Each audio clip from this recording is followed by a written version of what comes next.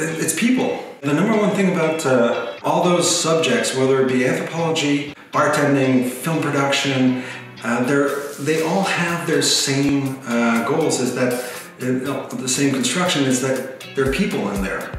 Like, it's how you interact with those people, and how you make your service good. So, how you pushing your product. But there's always an end user, and the end user is a person.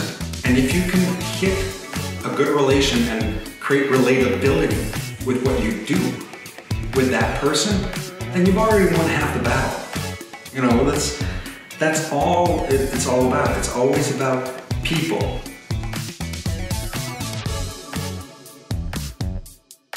On va commencer par le commencement. Nice. Fait que mon parcours pour arriver jusqu'à Inversio est assez complexe. De un, comme Louis-David, puis comme j'ai grandi dans un milieu où la finance c'était dans le quotidien, mais en même temps c'était jamais vraiment expliqué parce que mon père, pour multiples de ses qualités, les explications claires, ça n'a jamais été son point fort. Fait que tout le long que j'ai grandi, oui, j'allais dans des bureaux, oui, je voyais des écrans, oui, je voyais des chiffres, mais j'ai jamais vraiment compris c'est quoi. Un petit peu en vieillissant, j'ai commencé à comprendre, mais mon intérêt n'a jamais été vraiment en finance en partant. Moi, ma formation universitaire, c'est vraiment en anthropologie culturelle. Way to get a job! Non, not happening. Mais après avoir fait mon bac, j'ai commencé à écrire, j'ai débuté une maîtrise. Je voulais créer vraiment une nouvelle section d'anthropologie que je voulais appeler ça l'anthropologie commerciale. Parce que j'ai réalisé que, en tant qu'individu, on est continuellement en interaction avec toute forme d'économie. Et on achète quelque chose, ça a une valeur monétaire, mais ça aussi, les compagnies ont des valeurs. Alors j'ai commencé vraiment à réaliser que l'économie était vraiment le pouls de la société. Alors j'ai commencé à faire des recherches, puis je voulais faire ma dissertation de maîtrise sur des bond traders. Ça, c'est des négociateurs en obligations, comme étant une subculture qui avait des impacts globaux. Bref, ça n'a pas marché. Mon université ne voulait rien savoir. On ne comprend pas vraiment ça, puis ça n'a pas vraiment d'impact. C'est ça. Fait que, quand ils m'ont refusé, on était en 2006-2007. Mais qu'est-ce qui est arrivé en 2008, pour les personnes qui s'en souviennent, il y a eu le début du crash économique aux États-Unis, qui a été vraiment fait par ce qu'on appelle les asset back. Ça, c'est des prêts non sécurisés. Alors, on a vu quelques personnes qui étaient dans le domaine des obligations écrire des dettes qui n'avaient aucun sens, puis qui ont plongé une économie carrément à terre, ils l'ont jeté à terre.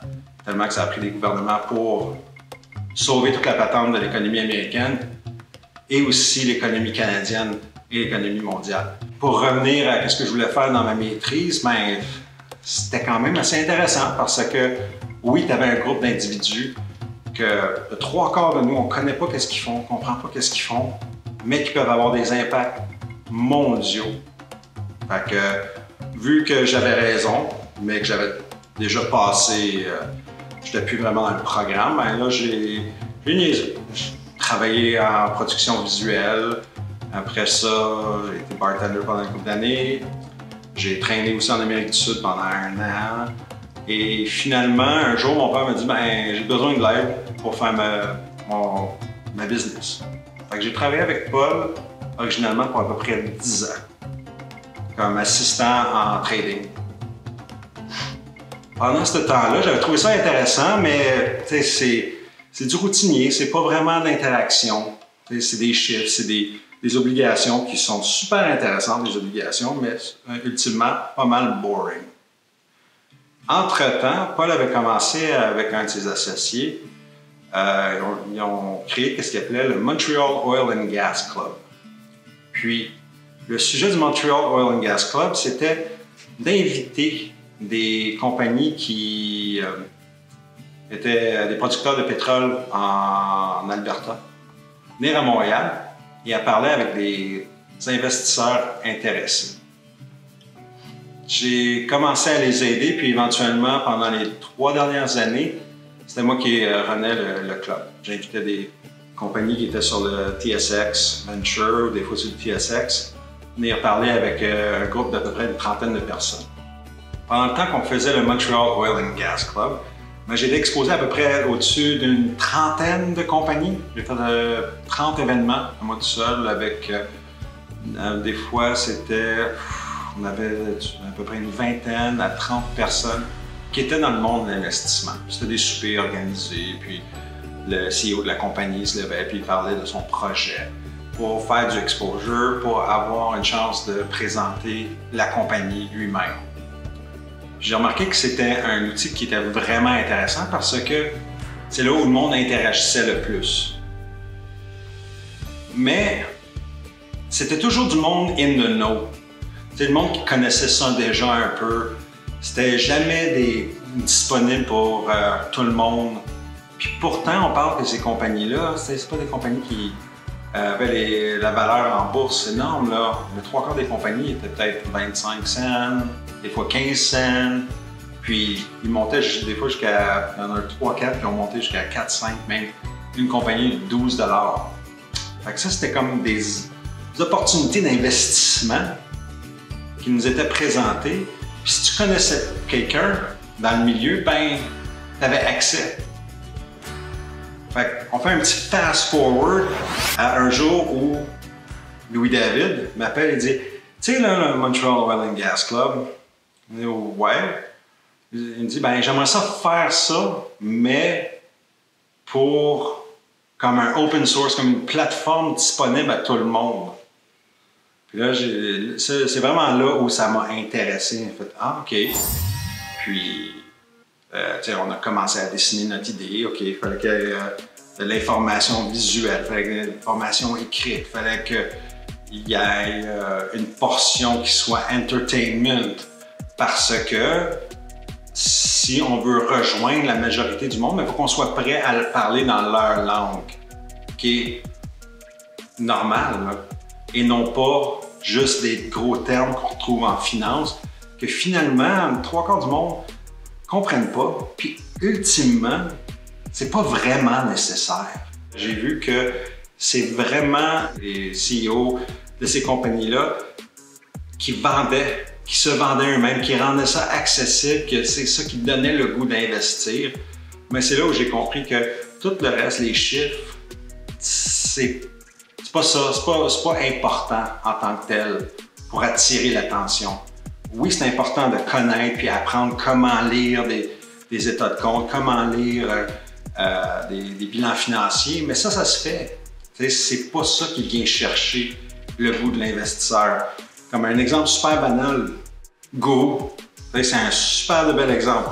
Il y a à peu près une 20aine d'années, ça a commencé. Puis maintenant, ils sont en bourse au Toronto Stock Exchange à, je pense, 14 $. Mais imagine qu'il y avait plus de personnes au Québec qui savaient qu'ils pouvaient non seulement boire du gourou, mais qui pouvaient acheter une portion des actions. Ça serait hallucinant. Mais gourou eux-mêmes le fait pas. Ils vont pas courtiser ce backing social-là. Peut-être parce qu'ils ne savent pas.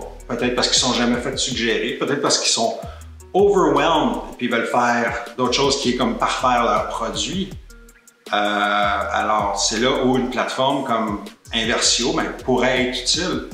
Comme si nous, on était capable de signer, puis j'aimerais ça vraiment, soit pour 2022, de signer une compagnie comme Go. Ben ça, tout d'un coup, plein de personnes qui sont sur la plateforme, qui sont au Québec, qui disent « Ah, wow, je peux acheter des stocks de Go. » Ça, c'est écœurant. Ah, c'est comme ça qu'ils font leur produit. Ah, c'est ça la recherche qu'ils font. Ah, il y a de l'air de ça, puis ils parlent de ça comme ça, Cargoyette. Ça, c'est cool. Puis, Mais il n'y a comme pas de plateforme, il n'y a pas d'ouverture encore à ça. Il y a juste des modèles traditionnels qui sont des soupers plates avec des têtes blanches. Pas qu'on est âgiste, mais c'est comme un modèle qui est rendu au bout de son rouleau, puis là, c'est le temps de renouveler quelque chose. Fait que c'était pour ça que quand David me dit « Hey, on devrait faire quelque chose », puis Inversio est venu sur le plancher, c'est « Let's go, 100 miles an hour ». So, that's about it.